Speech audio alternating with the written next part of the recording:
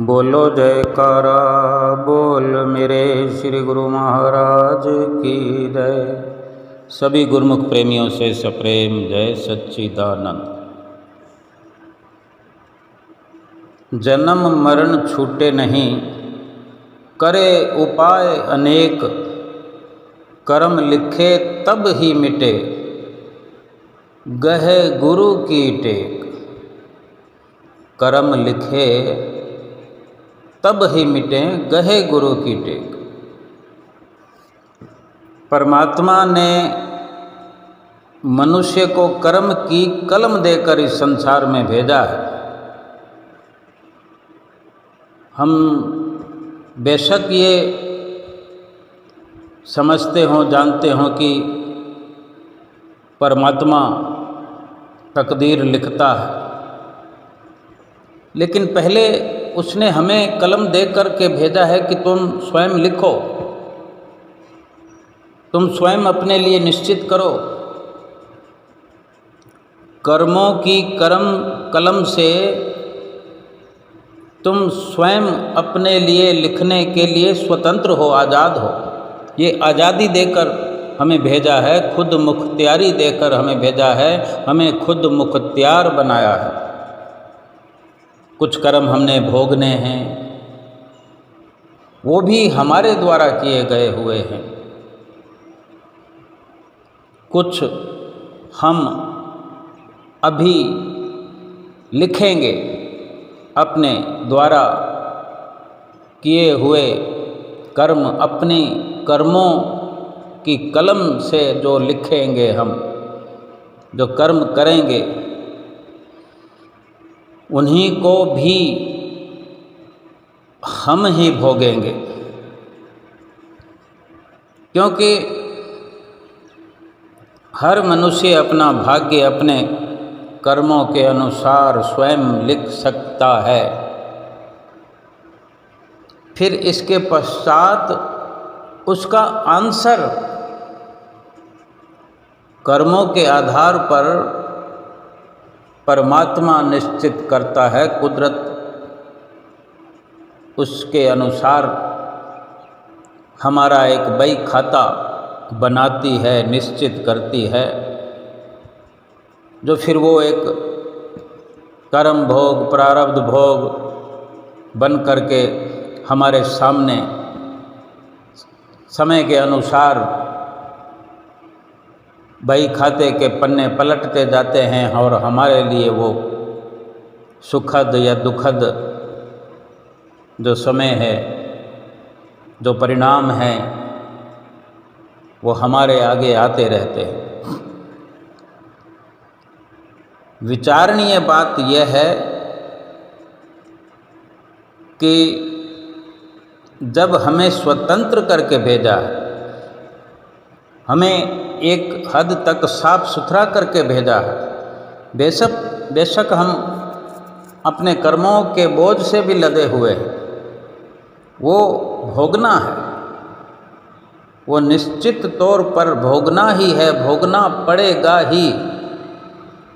लेकिन जो हिस्सा हमें आज़ादी का दिया है, जो हमें स्वतंत्रता प्रदान की है कि हम स्वयं अपनी मर्जी से, अपनी खुद मुख्तियारी से जो कर्म हम कर सकते हैं, तो क्यों ना हम केवल ऐसे ही कर्म करें जिससे हम भक्ति और परमार्थ की तरफ पर आगे बढ़ें, भक्ति और परमार्थ के रास्ते पर अग्रसर होते चले जाएं। क्यों ना ऐसे कर्म करें, ऐसे कर्म इकट्ठे करें जिससे हम सतगुरु के चरणों के संग जुड़ जाएं और जुड़े ही रहें। भगवान के पवित्र नाम में हमारी लिव लग जाए, सुरती लग जाए, क्योंकि हमारे विचार ही कर्म बनते हैं। जो भी हम विचार करते हैं, हम सोचते हैं, हम कई प्रकार की प्लानिंगें करते हैं, हम ऐसा करेंगे, वैसा करेंगे। जब इस प्रकार का निश्चय करते हैं और फिर थोड़ी सी उस पर अमली कार्रवाई करते हैं तो फिर वो कर्म बन जाते हैं। और जो भी हम विचार कर रहे हैं वही आगे चलकर हमारे कर्म बन जाते हैं। इन विचारों को परमात्मा आज भी सुन रहा है, आगे भी फिर वो निर्णय करेगा जैसे हम कर्म करेंगे। हम इस संसार में जिस भी वस्तु या व्यक्ति या किसी स्थान, किसी ठिकाने के बारे में सोचते हैं, संकल्प कर लेते हैं, जीवन में फिर वही सब घटित होने लगता है। और वही घटित होता है। इसलिए जब हम आज़ाद हैं सोचने के लिए, कर्म करने के लिए, संकल्प करने के लिए, तो हम अभी से सभी संसारी वस्तुओं का मोह छोड़कर केवल परमात्मा की प्राप्ति में लग जाएं। संसार की वस्तुओं को नहीं छोड़ना है, संसार को नहीं छोड़ना है, बल्कि संसार और संसार की वस्तुओं से जो मोह हमारा बना हुआ है, उनकी जो इच्छाएं हमारे अंदर जन्म लेती रहती हैं, जो उनकी इच्छाओं के संकल्प विकल्प हमारे भीतर चलते रहते हैं, उस मोह को त्यागना है। और हमारी जो कर्मावली है, जो हम कर्मों को करने के लिए स्वतंत्र हैं और स्वतंत्रता में ऐसे कर्म करें जब हमारे चित्त में प्रभु के साथ जुड़ने की विचारधारा बन चुकी है, तो उसका जल्दी संकल्प करें, उसी के अनुरूप अमली कार्रवाई भी हम शुरू कर दें, देर न करें। क्योंकि अच्छा विचार, अच्छा संकल्प हो सकता है अगले ही पल हमारे अंदर से निकल जाए और फिर कहीं मायावी विचार विकार, कोई ऐसा कर्म हमसे हो जाए कि फिर हम पथ भ्रष्ट हो जाएं। बड़ी मुश्किल से अच्छे विचार पैदा होते हैं, बड़े मुश्किल से संकल्प पैदा होता है। संकल्प करने के लिए बहुत जुगत लगानी पड़ती है। और जब ऐसा समय हो तो साथ के साथ अमली कार्रवाई भी, जैसे भक्ति मार्ग पर चलने का विचार आता है, भक्ति मार्ग पर चलने के लिए संकल्प भी हम कर लेते हैं, तो भक्ति मार्ग पर चल पड़ना चाहिए। केवल विचारों को लेकर, ख्यालों को लेकर बैठे रहने से अच्छा यही है कि भक्ति मार्ग के लिए शुरुआत कर देना चाहिए। अपने तन से, मन से और धन से भी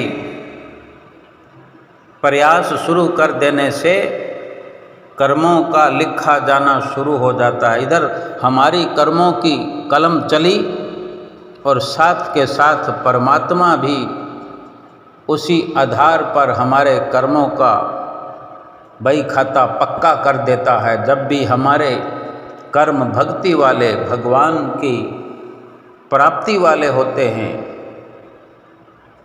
तो उसके लिए परमात्मा से मिलन निश्चित हो जाता है। भगवान की उस कलम से, कुदरत की कलम से, विधाता की ओर से ये लेख लिखा जाता है कि हम परमात्मा से मिलने के लिए दावेदार हैं। और ये निश्चित तौर पर हमें अगर समझ आ गई है तो अधिक से अधिक हमारा प्रयास यही होना चाहिए। ये भी ख्याल रखें कि परमात्मा भीतर बैठा हुआ हमारी सारी व्यवस्था देख रहा है, समझ रहा है। और ये ख्याल रखते हुए अगर हम अपने कर्मों की कलम को चलाएंगे, अपने कर्मों का लेख लिखेंगे, तो हमसे हर वक्त अच्छे शब्दों की लिखाई होगी और अच्छे रास्ते पर चलते हुए अच्छे विचार, अच्छे संकल्प बार बार हमारे अंदर दोहराए जाएंगे। संसार के मोह को छोड़ना है, संसार को नहीं छोड़ना। परिवार के मोह को छोड़ना है, परिवार को नहीं छोड़ना। संसार के चाहे सामान हो, संसार के चाहे ठिकाने हो, बड़े अच्छे से वहाँ रहना है, उन सामानों को काम में लेना है, लेकिन उनकी तड़फ अपने अंदर नहीं बना के रखना है। अगर इसी प्रकार त्याग की वृत्ति, त्याग का भाव बना रहेगा तो अपने आप वो ज़रूरत के सामान कुदरत की ओर से हमें बड़ी सरलता से मुहैया कराए जाएंगे, बड़ी सरलता से हमें मिलते रहेंगे। अगर हमारा काम चल जाए, ज़रूरत पूरी हो जाए, तो हमें संचय करने के लिए, एकत्र करने के लिए सामानों की इच्छा अपने अंदर जागृत करते रहना क्या जरूरी है? एकत्र करना है तो प्रभु के नाम को एकत्र करना है, प्रभु के ध्यान को संचित करने के लिए केवल इस दुनिया में अगर कोई सत वस्तु है वो प्रभु का नाम है। जन्म मरण अगर मिटाना है तो यही एक तरीका है। कर्म के लेख, कर्मों के लेख जो हम कर्म करके आए हैं वो तब मिटेंगे जब सतगुरु की शरण हम ग्रहण करेंगे। और सतगुरु की शरण ग्रहण करने का मतलब ये नहीं कि सतगुरु की नज़दीकी प्राप्त हो गई, मत्था टेक लिया, सत्संग सुन लिया और अपने काम धंधे में लग गए, कोई परिवर्तन नहीं, कोई बदलाव नहीं, यानी अमली जीवन नहीं बनाया, तो केवल मात्र बाहरी आँखों से दर्शन किए सतगुरु से, जिह्वा से महिमा भी गा लिया नियम समझ के, कानों से सत्संग वचन भी सुन लिए, अमल कुछ भी नहीं किया। यानी अमल करने के लिए जो दोनों समय की आरती पूजा है, अगर जुबान से भी अगर हम रट्टा लगाते हैं श्री आरती पूजा का, इन शब्दों का गायन करते हैं, तो भीतर ही भीतर इन शब्दों के मायने समझते हुए, गौर करते हुए, और एक प्रकार से आधा घंटा का जो आरती पूजा में वक्त देते हैं, ये वक्त अमली कार्रवाई में गिना जाता है कि समय तो दिया कम से कम, और समय दिया जाएगा तो कुछ ना कुछ मन भी लगेगा, कुछ ना कुछ धन भी लगेगा। धन चाहे रुपया पैसा ना लगाओ, लेकिन संसारिकता से जब हट कर के धन कमाने की जो इच्छा है उसको छोड़कर जो श्री आरती पूजा में खड़े होते हैं, तो कहीं ना कहीं धन छोड़ने का जो भाव पक्का हो रहा है, एक प्रकार से धन हमारा लग रहा है। अगर कोई धन सतगुरु के अर्पण नहीं कर सकता, तन अर्पण करता है, मन अर्पण करता है, समय देता है, तो धन तो अपने आप ही आ जाता है। क्योंकि जो समय नहीं दे पाते तो वो अपना समय कहीं ना कहीं संसार की उपलब्धियों में लगा रहे होते हैं, संसार का धन कमाने में लगाना चाहते हैं, इसलिए नहीं सतगुरु के द्वार पर सेवा कर पाते, नहीं वहाँ पर रह पाते, घर में भी आरती पूजा पूरी तरह से नहीं कर पाते, तो कहीं ना कहीं वो समय धन कमाई में लगता। कुछ ना कुछ श्री आरती पूजा में पूरा समय लगाने से कुछ ना कुछ, सब कुछ उसमें आता है, तन मन धन। और इस प्रकार से नित्य नियम पूरे करते हुए, भजन स्मरण करते हुए, ये संपूर्ण क्या है श्री गुरु महाराज जी की असीम कृपा इन 5 नियमों में और 2 घंटे भजन अभ्यास में ये भरी हुई है कृपा की। संसार से मन, संसार से सुरती हटने लगती है और हट जाती है। और यही सतगुरु का लक्ष्य है हमारे लिए कि हमारी सुरति पूर्ण रूपेण पूर्णतया संसार से हट जाए, संसार से मोह हट जाए।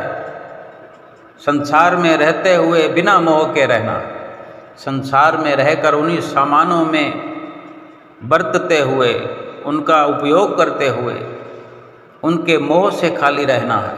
एक त्याग की वृत्ति अपना करके सभी कुछ काम में भी ले लेना है और अपने हृदय में उन सब को जगह नहीं देनी है, क्योंकि वो हृदय संसार के सामानों की कामना के लिए नहीं है। संसार के सामान तो हम हृदय के अंदर भर नहीं सकते, तो संसार के सामानों की इच्छा और कामना को अंदर भरने का क्या लाभ है। जो वस्तु हमने अभी खरीदी नहीं, उसकी इच्छा और कामना की भरमार अपने अंदर क्यों कर रहे हैं?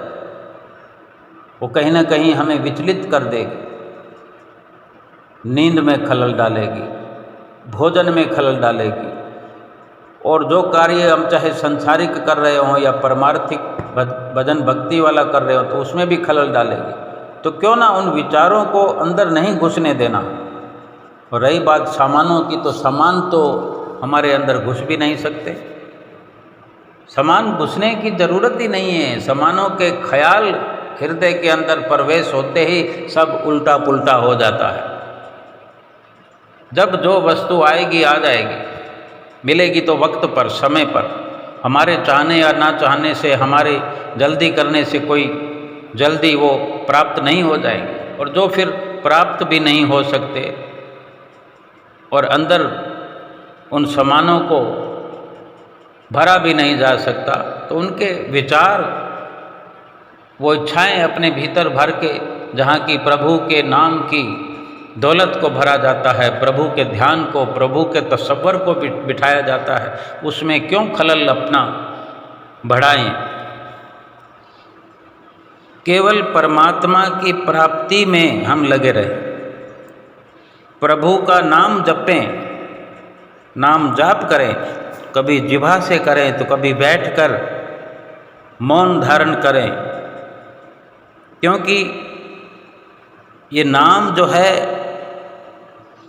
हमारे अंग संग रहने वाली वास्तविक वस्तु है, सच्ची वस्तु है, जो कि हमारी इस लोक में भी और परलोक में रक्षा करने वाला है।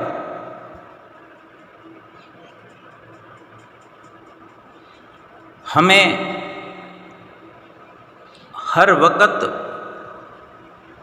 अपनी विचारधारा को मजबूत रखते हुए जीवन व्यतीत करना चाहिए। जिंदगी जो हमारी है 3 पेज की है, 3 पन्नों की जिंदगी है, या एक पन्ने में 3 पैराग्राफ बना ले कि जिंदगी के 3 पहरे हैं। और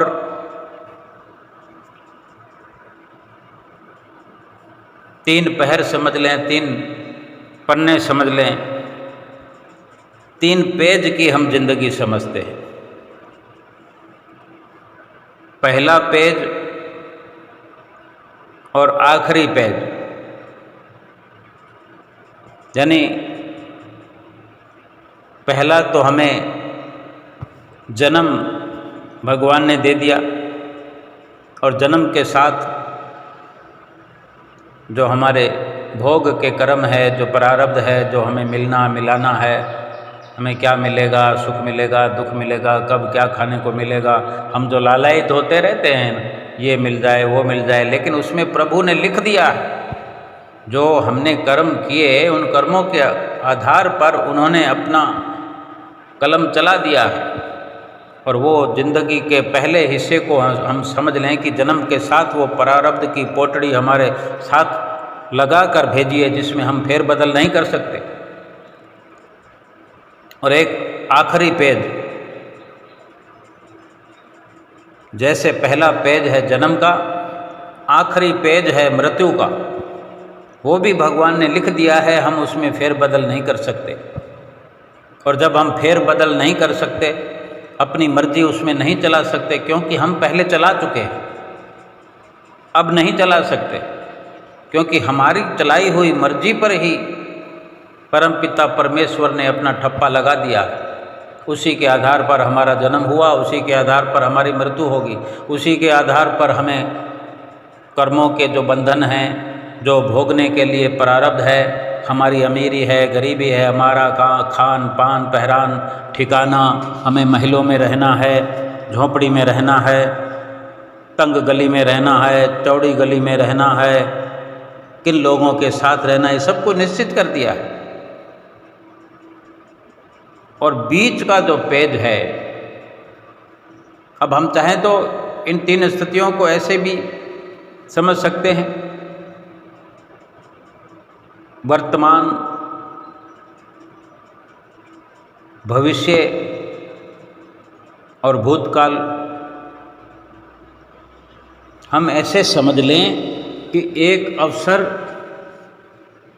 जो हमें फेर बदल नहीं करना है वो हिस्सा छोड़ दो, या यूं समझ लें कि हमने एक हिस्सा जो आगे वाला है, पहला पेज जो है निकल गया हमारे हाथ से, उस पर गौर करना छोड़ दें। एक हिस्सा आगे का है जो लास्ट का है, वो अभी आया नहीं, उसके लिए भी सोचना छोड़ दें। हाँ, जो बीच वाला पेज है जिसको हम वर्तमान कह सकते हैं, आज कह सकते हैं, अभी कह सकते हैं, ये पल, ये जो पल है, इस पल को वर्तमान का एक हिस्सा बना लें, बीच के पेज का हिस्सा बना लें और इसी पल से अपने कर्मों की कलम चलाना शुरू करें। जो भी हम चाहते हैं इस जन्म से शिक्षा ले लें। बुरे भले पल इस जीवन में हमारे आते रहे हैं, हम देखते रहे, हमें कौन कौन सा पल अच्छा लगा, जब जब दुख आया तो क्या हमें मज़ा आया, या बिना दुखों के हमने जीवन जीने की इच्छा की, चाहना की, तो उन सबको याद करें और उसके अनुसार अपनी कलम चलाएं। संतों महापुरुषों के सत्संग में जाने का समय भी हर किसी को मिलता है, चाहे उनको अपनाएं ना अपनाएं, लेकिन समझ सबको है। तो सतगुरु के मार्गदर्शन में, सत्संग में पहुंच करके ये शिक्षा मिलती है कि सतगुरु का जो सेवक बन जाता है वो उसका लोक और परलोक संवर जाता है। सतगुरु की जो शरण हासिल कर लेता है, सतगुरु की जो आज्ञा पालना करता है, उसकी आत्मा परमात्मा से मिल जाती है। इस प्रकार से बहुत तरह की शब्दावली हम सुनते हैं, बहुत सा हमने जीवन में अध्ययन किया है। सच बोलने से ये होता है, झूठ बोलने से ये होता है, सच भगवान के बराबर होता है, सच भगवान का दर्जा दिलाता है, झूठ पाप का और नरक योनियों में भटकाता है। कई प्रकार की ये समझने के लिए हमारे सामने ये जिंदगी में विचारधाराएं आती रहती हैं। तो वो अपनी सूझबूझ से अपनी कलम को चलाना। हमें सुख चाहिए तो कैसा चाहिए? सांसारिक चाहिए, शारीरिक चाहिए, या कि आत्मिक चाहिए? बड़ा दुख और बड़ा सुख आत्मा का है। बड़ा दुख 84 लाख योनियों का है। बड़ा दुख भूख और प्यास का नहीं है। बड़ा दुख है जीवात्मा जो जन्म जन्मांतरों से दुख पा रही है। सतगुरु के प्रति प्यार, विश्वास, सुमरन, सेवा और सत्संग के द्वारा इस पेज को भरना है। जीवात्मा की भूख प्यास मिट जाएगी, जीवात्मा ताकतवर हो जाएगी, परमात्मा से मिलन हो जाएगा। शरीर सुख भोगने के लिए नहीं मिला, शरीर संघर्ष करने के लिए मिला है, और संघर्ष में पिछले कर्मों के जो बंधन हैं उनको भी मिटाना है सतगुरु की भक्ति करके, क्योंकि अपनी अक्ल और बुद्धि से ये सब मुमकिन नहीं है, आसान नहीं है। क्योंकि जन्म मरण अपनी इच्छा शक्ति से या अपनी पावर से नहीं छूट सकता, चाहे जीव कितने उपाय करे, जन्म मरण छूटे नहीं, करे उपाय अनेक। कर्म लिखे हुए तब मिटे, गहे गुरु की टेक। लिखे हुए कर्म तब हल्के होते हैं, तब मिटते हैं जब सतगुरु की शरण हासिल होती है। क्योंकि वो जो नाम कमाई का भजन सुमरन का तरीका बताते हैं तो वो कर्म केवल लेश मात्र भोगने से ही कर्म बंधनों से हम आज़ाद हो जाते हैं। तो हम अपने इस बीच के पेज को, बीच का जो पेज है 3 पन्नों में जो 2 नंबर पेज है, उसको अपने कर्मों की कलम से इस प्रकार लिखना है कि हमारी आत्मा खुशहाल हो जाए, हमारा ये जीवन खुशहाल हो जाए, हमारे पिछले कर्मों के बंधन से हमें संपूर्ण तौर पर मुक्ति मिल जाए, आज़ादी मिल जाए। क्योंकि कर्म बंधनों की आज़ादी का मतलब है कि जन्म मरण छूट जाए। जन्म मरण को छुड़ाने के लिए ही मनुष्य जीवन मिला है। हम कौन से कामों में लग गए? जन्म मरण का छूटना छुटाना हम भूल गए हैं। हम कर्म बंधन में पहले से कहीं अधिक बंधते चले जा रहे हैं। ये हमारे लिए घातक सिद्ध होगा। आज ही अभी हम अपने कर्मों की कलम को इस प्रकार चलाएं कि हमें फिर जन्म नहीं लेना है, और जन्म नहीं लेना है तो इस मनुष्य जीवन को ऐश इशरत में गुजारने की तमन्ना ख़त्म कर दो, ये कामना ख़त्म कर दो। बल्कि संघर्ष यही है कि अपनी सुरती को संसार से हटाकर जो थोड़ी मुश्किल होती है, इसी को संघर्ष कहते हैं। और जब ये समझ आ जाती है भक्ति में लगने से क्या लाभ है, तो ये संघर्ष नहीं रहता। इस संघर्ष में भी मज़ा आने लगता है। हम देखते हैं 2 पहलवान कुश्ती लड़ते हैं, दोनों को पता है कि जीतने पर भी इनाम मिलेगा और हारने पर भी इनाम मिलेगा, तो कितना शरीर पर उनके कष्ट भी आता है, जगह जगह से छिल जाता है, दर्द हो जाते हैं, लेकिन वो एक जुनून के साथ कुश्ती लड़ते हैं क्योंकि उनकी नज़र जो है वो इनाम पर है। इसी प्रकार भक्ति में चाहे हजारों कष्ट हैं, लेकिन एक चुनौती स्वीकार करते हुए भक्ति के लिए संसार से जंग लड़नी है, मन और माया से कुश्ती लड़नी है। अपनी नज़र, भक्ति का जो लाभ है कि भगवान की प्राप्ति होती है, भगवान की प्राप्ति हो जाती है, भगवान के साथ एकाकार जीवात्मा हो जाती है। ये बहुत बड़ा इनाम है। इस इनाम पर हर वक्त नज़र रहे और संसार में भक्ति करते हुए, संसार से, माया से, मन से संघर्ष लड़ते हुए इस इनाम को प्राप्त करना है और सच्चे सुख को प्राप्त करना है। सच्चे सुख के भंडार में अपनी आत्मा को पहुंचाना है। बोलो जयकारा बोल मेरे श्री गुरु महाराज की जय।